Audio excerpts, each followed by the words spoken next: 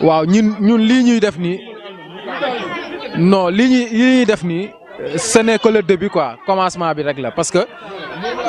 édition yi passé wax dëgg yàlla liñ def nii defuñ ko woon te bëgg nañ déwén incha allahu rabbi yàlla ñu fi yàlla bàyyi ak jàmm ñu raw lii ñuy def nii waaw ñuy dem si gox-goxaat yi yëpp di def lii ñuy def nii. voilà parce que suñuy maigre moyen la ñuy dajale nii rek pour def ko amaguñ noonu mais bëgg nañ ku ñu jàppale parce que lii tamit xam nga dafa rafet dafa baax ay jullit lañ quoi da ngay gis sax suñu mbokku chrétiens yi xam nga ñoom tamit di def yenn gestes yu mel nii kun loolu lu ñuy rafetlu la waaw kun daal ndimbal daal lañ soxla daal ndimbal ak accompagnement waaw si n'importe quel domaine nag waaw ñun nous sommes prêts fi mu toll nii ay même pas affaire ndogu yi rek mais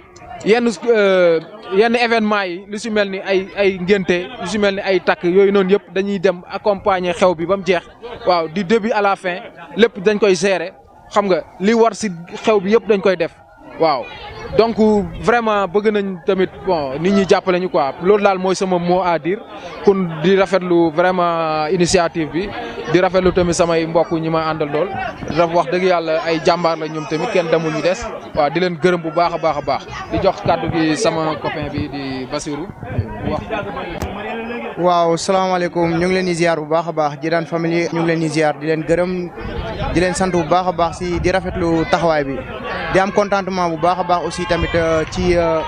initiative bi waa Djidane famille jël waaw di leen gërëm di leen sant di leen ñaanal tamit yàlla gën a dëgëral taxawaay rek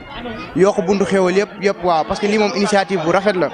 xam nga dem ba benn moment tamit am idée yu rafet xam nga mu bëgg a boole li ñu am mu néew ak mu bari yëpp defar ko ay ndogu di ko dugal si biir quartier bi loolu moom dañ koy rafetlu te Djidane famille moom ku ko xam aussi tamit si social lañ ko xamee ñu ngi ñaan daal affaire yi doon loo xam ne day sax waaw saawaan baawaan daal ñu ngi leen sant di leen gërëm nuyu di leen gërëm di leen baalu àq si weeru koor gi ju dugg waaw di leen jaajëfal tamit di nuyu waa Djidane famille gis nañ boobu léegi tamit initiative yi ñuy jël chaque année di ko célébrer mën naa ne 2 ans si ginnaaw ñu ngi koy def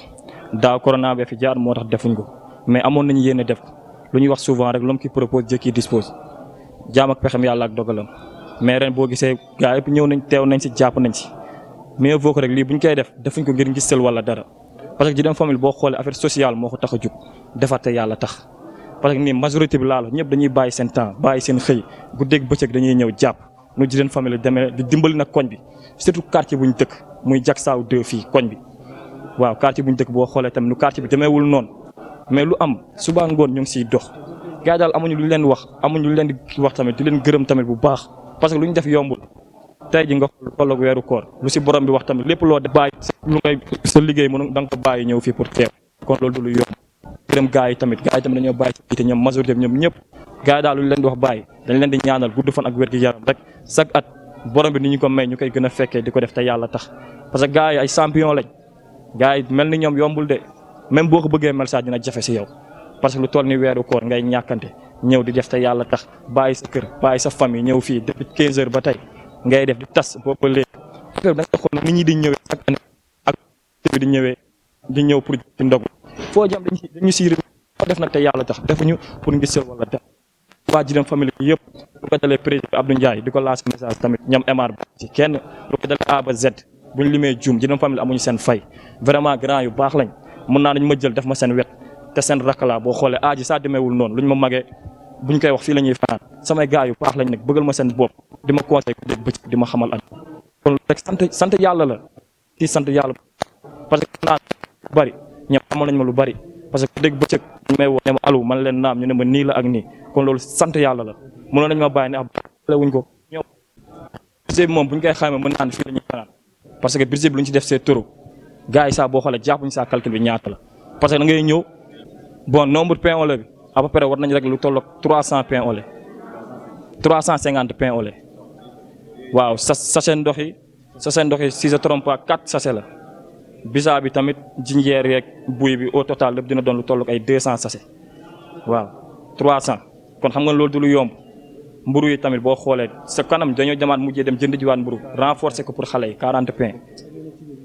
waaw mayonnaise beeg beurre bi 10 ans lépp ñetti potu chocolat tamit dañ ko jëndaale ñetti paquet beurre tamit di jaajëfal gars yëpp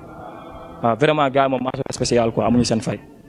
waaw di gërëm ñëpp nag di gërëm Kër Massar gi yëpp di gërëm yéen ñi tamit bàyyi seen yite ñëw si programme bi tamit